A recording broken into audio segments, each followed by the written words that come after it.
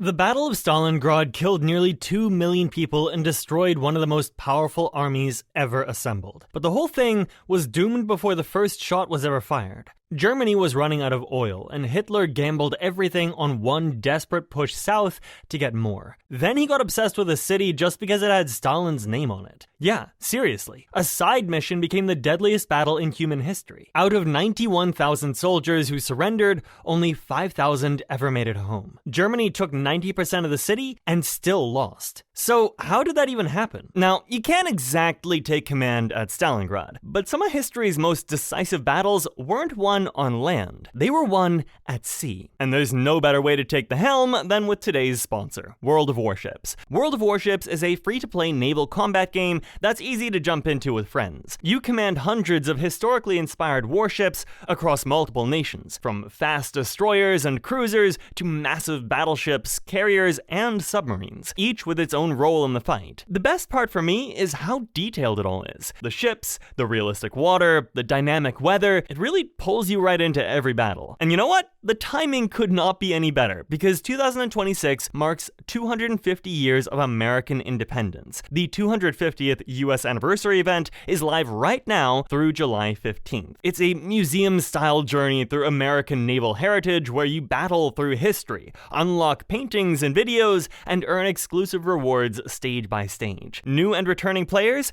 redeem my code USA250 to grab 1,000,000 credits, 7 days of premium, the Stars and Stripes camo, and 2 premium American battleships, the USS Albany and the USS Smith. Just click my link in the description or pinned comment and use code USA250. One quick thing before we head back. The official World of Warships art book, Naval Legends Cruisers, is live on Kickstarter right now at its lowest price ever, with exclusives you won't find anywhere else. Links in the description. Alright, back to Stalingrad. Let's start about a year before the fighting began, because the Battle of Stalingrad didn't start with Stalingrad. It started with oil. In June of 1941, Hitler launched Operation Barbarossa. 3 million German soldiers invaded the Soviet Union. The plan was simple: knock out Russia before winter, take Moscow, win the war. It didn't work. Winter came, German soldiers froze in their summer uniforms outside Moscow, and by spring of 1942, Germany was burning through fuel faster than it could get more. Even with Romania pumping over 100,000 tons of oil into the supply chain, it wasn't enough.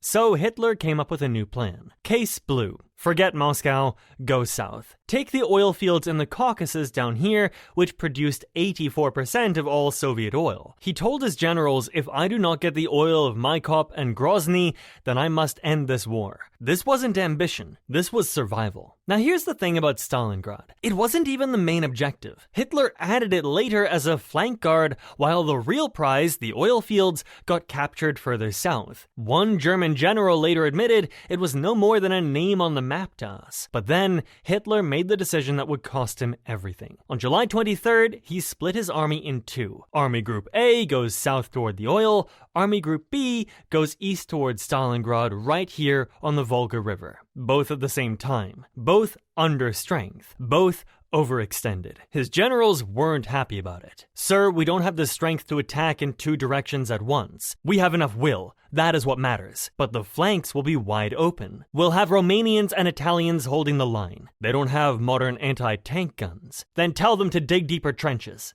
So why did Stalingrad become such an obsession? 3 reasons. The city sat on the Volga River, the biggest supply artery in all of Russia. Capture it, and you cut the country in half. The city had massive weapons factories pumping out tanks and artillery. But the biggest reason was the name. The city was named after Stalin, and that turned a military operation into a personal war between 2 dictators. Neither one could afford to lose a city with the other man's name on it. Stalin understood what was coming. On July 28th, he issued Order Number 227, not one step back. The order created punishment battalions for retreating soldiers and blocking detachments whose job was to shoot anyone running away. Stalin was not playing around. The first German units reached the outskirts of Stalingrad in late August. The advance across the steppe had been fast. Too fast, actually. Supply lines stretched hundreds of kilometers, and tanks ran out of fuel waiting for deliveries. But the 16th Panzer Division drove all the way to the Volga north of the city. They got there and thought, well, that was easy. It wasn't. On August 23rd, the Luftwaffe sent 1,600 bombers over Stalingrad in a single day. 1,000 tons of bombs. Oil tanks along the Volga exploded and sent burning fuel into the river. Tens of thousands of civilians were killed across the bombing campaign. The city was reduced to rubble, and here's the part the Germans didn't think through. Rubble is much easier to defend than intact buildings. They had just spent 1,000 tons of explosives building the Soviets a fortress. Nice work. So how did this bombed-out skeleton of a city become the worst nightmare the German army had ever faced? The Germans launched their first assault on the city center on September 13th. That night, 10,000 men of the 13th Guard Rifle Division crossed the Volga under constant fire. They counterattacked immediately and retook the critical hilltop of Mamayev Kurgan. Within a week, most of them were dead. But they bought Stalingrad the time it needed. The Soviets needed someone to take command of the defense. They picked a general named Vasily Chuikov. Blunt, aggressive, and terrifying to his own officers. General Chuikov, how do you see your mission? We hold this city or we die in it. There is no other option. We need more than words. Then give me ammunition and I will give you results. Chuikov ordered his soldiers to hug the enemy, get so close to the German lines, 10 to 20 meters, that the Luftwaffe couldn't bomb them without hitting their own troops. German air power had been devastating in open country. In the ruins of Stalingrad, it was useless. The Germans called this new kind of fighting Rattenkrieg, the War of the Rats. Soldiers fought room by room, floor by floor, sometimes through holes they blew in shared walls. Buildings changed hands 5 or 6 times in a single day. Storm groups of 6 to 8 men moved through sewers and basements with grenades, submachine guns, and sharpened shovels. One German soldier wrote in his diary, "The soldiers are calling Stalingrad the mass grave of the Wehrmacht." Another wrote home saying, "We have taken the kitchen, but the living room is still being contested." That was not a metaphor. The Soviets set up loudspeakers aimed at German positions. Every 7 seconds, a German soldier dies in Russia. Stalingrad, mass grave. Then a clock would tick. Then a sad tango would play.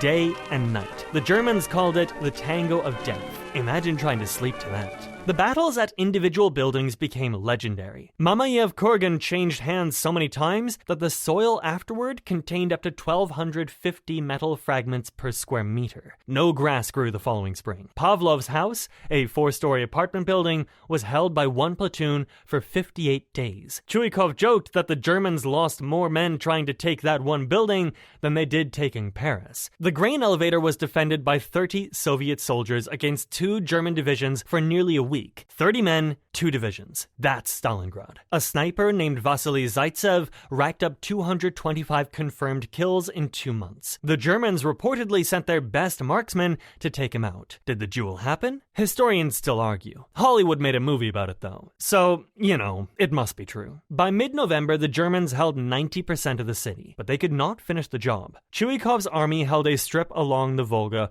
only a few hundred meters wide in some places. The Germans kept pushing. The Soviets kept bleeding, but they would not break. So how did the hunters become the hunted? Now it's mid-November. 1942. 2 Soviet generals named Georgy Zhukov and Alexander Vasilevsky had noticed that the German 6th Army was completely focused on the city and protecting the flanks, Romanian, Italian, and Hungarian divisions. Under-equipped, stretched thin, and in some places defended by platoons of 20 men covering 2-kilometer sectors. They designed a trap called Operation Uranus, hit both weak flanks at the same time, race behind the city, and snap the trap shut. Comrade Stalin, we believe the flanks are vulnerable. The Romanians cannot hold. How many men do you need? 1 million, 13,000 guns, 900 tanks. That is a lot of resources. It is, but if it works, the entire 6th Army is finished. Approved. On November 19th at 7:20 in the morning,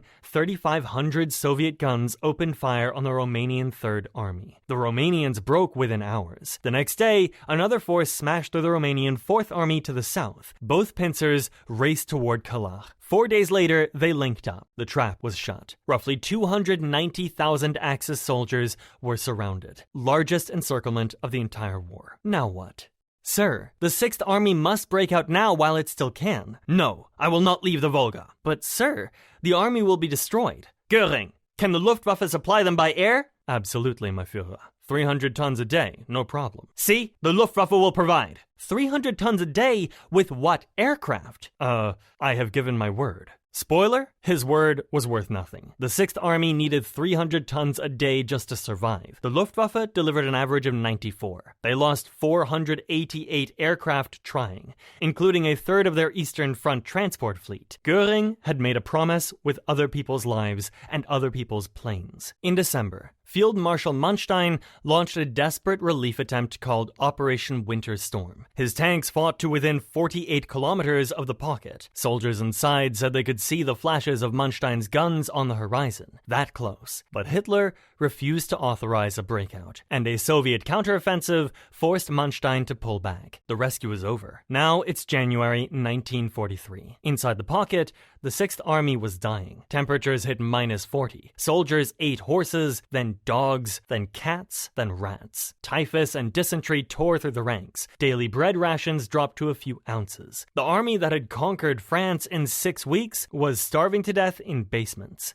On January 8th, the Soviets sent Paulus a generous offer. Surrender now, hot food, medical care, keep your personal belongings, officers keep their sidearms. Hitler's response? Absolutely not. Paulus will not respond. Then, on January 13th, the 10th anniversary of Hitler coming to power, he promoted Paulus to Field Marshal by radio. Congratulations, Paulus. You are now a Field Marshal. Thank you. But why now? Because you have earned it. No German field marshal has ever been captured alive. I trust you understand what that means. He understood, and he didn't care. Paulus told another officer, I have no intention of shooting myself for this Bohemian corporal. The next day, Soviet soldiers found Paulus in the basement of the Univermag department store. He surrendered. First German field marshal ever taken alive. Hitler was furious. How can he do this? He should have shot himself. In peacetime, 18,000 Germans a year kill themselves, and he can't do it with the enemy at his door? I will never appoint another field marshal. Then, he went ahead and appointed 7 more. 2 days later, on February 2nd, the last holdouts in the northern pocket gave up. The Battle of Stalingrad was over.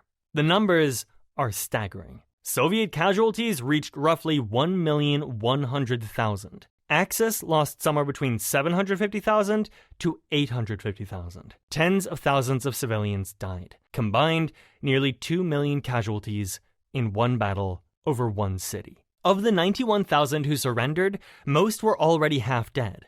About 27 died within weeks of capture. Those who survived faced years of forced labor and starvation behind barbed wire. Only about 5,000 ever made it home to Germany. The last ones didn't return until 1955, 10 years after the war ended. Back in Germany, the regime declared 3 days of mourning. All entertainment venues were closed. Radio stations played nothing but funeral music. It was the first time most German civilians realized how badly the war was going. On February 18th, Propaganda Minister Goebbels gave a speech at the Berlin Sportpalast and asked a crowd of 14,000 carefully selected fanatics one question. Do you want total war? They screamed yes. It was the first public admission that Germany was losing. Stalingrad broke something in the German war machine that never got fixed. The 6th Army simply ceased to exist. From Stalingrad to Berlin, the Red Army never stopped advancing. Today, the city is called Volgograd. It was renamed in 1961. On top of Mamayev Kurgan, there stands an 85-meter statue of a woman raising a sword. It's called The Motherland Calls. Beneath her feet are the remains of over 34,000 Soviet soldiers. General Chuikov is buried there too, the only Soviet marshal buried outside Moscow. He asked to be laid to rest with his men. The deadliest battle in human history started because 2 dictators refused to lose a city with the other man's name on it. It ended with nearly 2 million casualties and an army frozen in its grave. And the whole thing might never have happened if Stalingrad had just been called something else. And hey, I'll catch you next time.